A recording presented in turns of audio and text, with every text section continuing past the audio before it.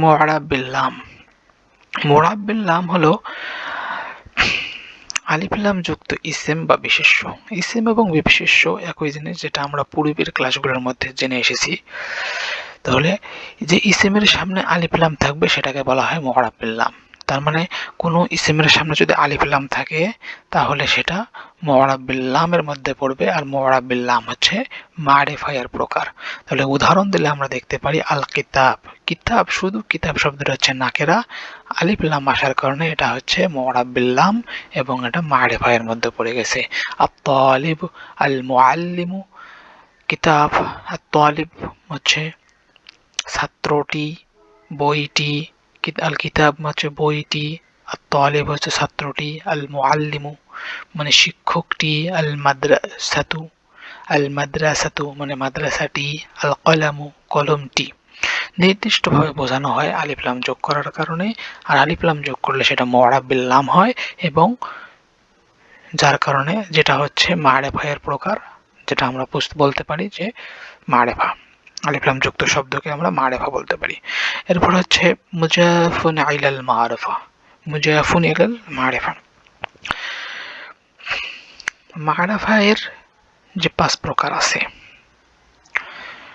আলাম, দমির, ইসমে ইশারা, ইসমুল মাউসুলা, মুআরাব বিল লাম। এই 5 প্রকারের পূর্বে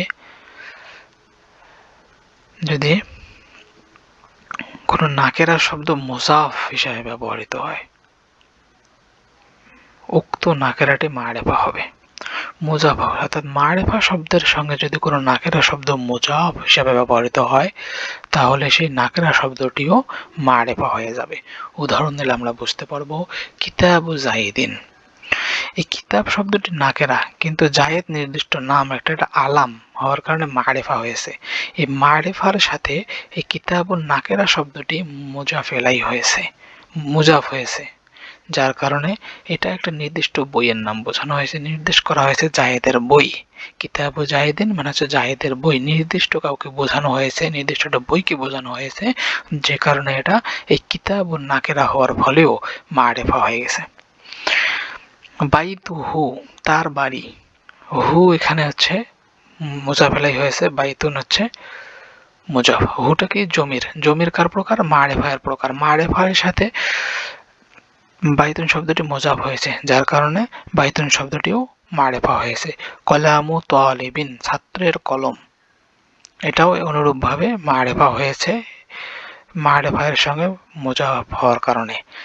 রব্বুনা আমাদের রব, এখানে নাটা হচ্ছে জমির হচ্ছে মারিফা আমরা জানি, রব্বুন হচ্ছে নাকেরাটা জমিরের সঙ্গে আসার কারণে, অর্থাৎ মারিফার সঙ্গে আসার কারণে এটাও মারিফা হয়ে গেছে। মুআল্লিমু হুম হচ্ছে জমির মারিফা এর প্রকার আমরা জানি, সে কারণে মুআল্লিমুন নাকেরা হওয়ার ফলেও এটা মুজাফ হওয়ার কারণে, হুমের সাথে মুজাফ হওয়ার কারণে এটা মারিফা হয়ে গেছে। তো এরপরে আমরা এই বিষয়গুলো যখন প্র্যাকটিস করবো তখন ইনশাল্লাহ আরো সুন্দরভাবে বুঝতে পারবো।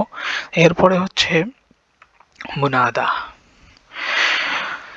যাকে ডাকা হয় তাকে বলা হয় মুনাদা, আর যা দ্বারা ডাকা হয় তাকে বলা হয় হরফুল নেদা।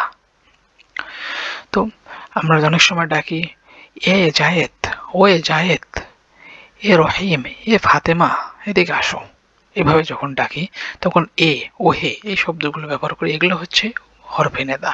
আর যাকে ডাকা হইতেছে, জায়েদকে ডাকতেছি, এটা হচ্ছে মুনাদা। তাহলে আমরা উদাহরণ দিলে যদি বুঝতে পারি, ইয়া রজুলুন হে ব্যক্তি, হে লোক, ইয়াটা হচ্ছে এখানে হরফে নেদা, রজুলুন হচ্ছে মুনাদা। আর মুনাদা কার প্রকার? মারিফার প্রকার, তাহলে মুনাদা সবসময় মারিফা হবে।